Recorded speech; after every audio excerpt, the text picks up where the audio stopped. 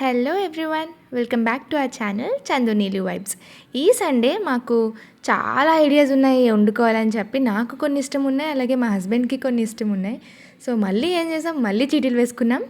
ఈసారి అయితే 4 items actually వేసుకున్నాము. మ్యాక్సిమం మా ఆయనకు నచ్చి సెలెక్ట్ చేసుకున్నారు, అలాగే నేను నాకు నచ్చినవి సెలెక్ట్ చేసుకున్నాను. నేనైతే నిజంగా నాకు నచ్చినవి రావాలనుకున్నాను, బట్ చూడండి ఎవరు విన్ అయ్యారు.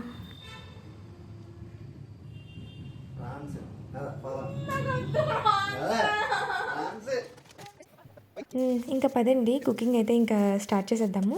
ఫస్ట్ కుకింగ్ స్టార్ట్ చేసేటప్పుడు వాటిని క్లీన్ చేసుకోవాలి కదా, పై లేయర్ ఉంటుంది కదా, అది తీసుకోవాలి కదా మనం. సో ప్రాన్స్ అయితే మేము స్టార్లోనే తెచ్చుకున్నాము. సో ఈ లేయర్ అంతా ఫస్ట్ అయితే తీసేస్తున్నాము, శుభ్రంగా క్లీన్ చేసుకోవాలి.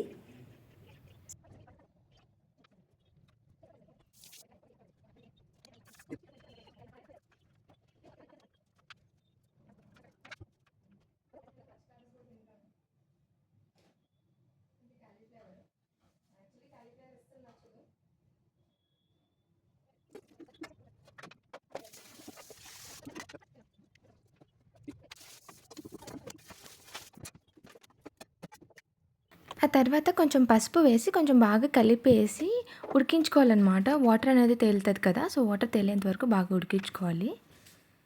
ఈ కుకింగ్ స్టైల్ అంతా మా హస్బెండ్ అండి, తనకి ఎలా బాగా అనిపిస్తుందో అలాగే చేస్తారు.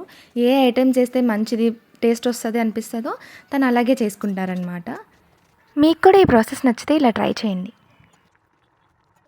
సో ఆ వాటర్ అనేది మనం స్ట్రెయిన్ చేసేసుకోవాలి. తర్వాత ఇది అయిపోయిన తర్వాత మేమైతే బిర్యానీ చేద్దామని చెప్పి అనుకుంటున్నాము. సో ఈ కుకింగ్ అంతా మా ఆయన స్టైలే.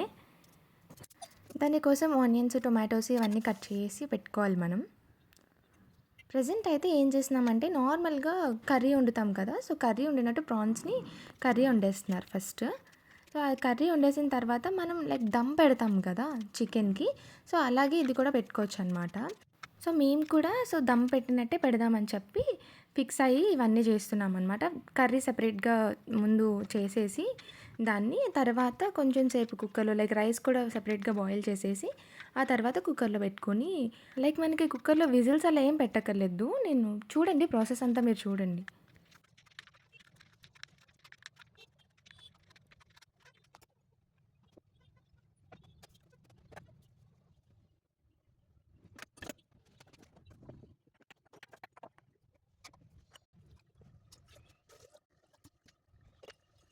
ఈ వాటర్ అనేది రైస్ బాయిల్ చేసుకోవడానికి. సో ఇవన్నీ మసాలా ఐటమ్స్ అన్నీ ఉంటాయి కదా, అవన్నీ వేసుకోవాలి. దాల్చిన చెక్క, అలాగే ఆకు, బిర్యానీ ఆకు అంటాం కదా, సో బిర్యానీ ఆకు, అలాగే లవంగాలు, యాలకులు ఇవన్నీ వేసుకోవాలి. అనాస పువ్వు ఒక్కొక్కటి అన్నీ వేసుకోవాలి, తగినంత వేసుకోవచ్చు. మనం పెట్టే రైస్ బట్టి ఉంటుందండి అది. ఒక పక్క అయితే టమాటాస్, ఆనియన్స్ అన్నీ వేసేసి కర్రీ అయితే అట్లా ప్రిపేర్ చేసి పెట్టుకున్నాం అనమాట.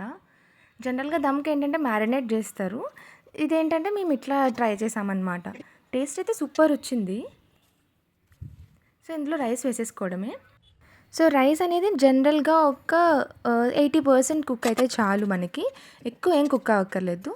ఆ కుక్ అయిన తర్వాత మనం దాన్ని స్ట్రెయిన్ చేసుకోవాలి. ఈలోపు మేము ఫ్రైడ్ ఆనియన్స్ కూడా చేసుకున్నాము, ఫ్రైడ్ ఆనియన్స్ కూడా వేసుకున్నామని చెప్పి.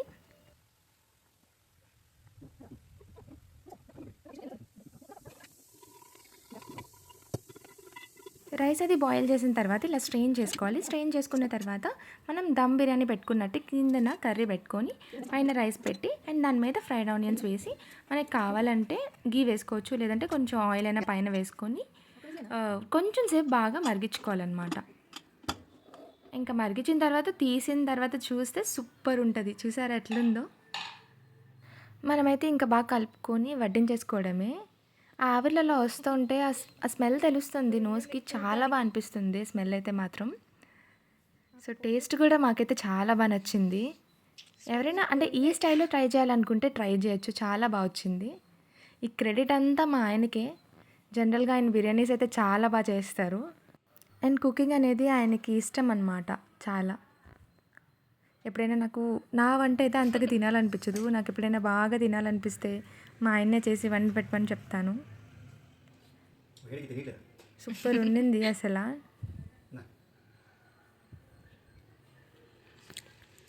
సూపర్ ఉంది. ఇప్పటివరకు చూసినందుకు చాలా థ్యాంక్స్ అండి. Please subscribe and support.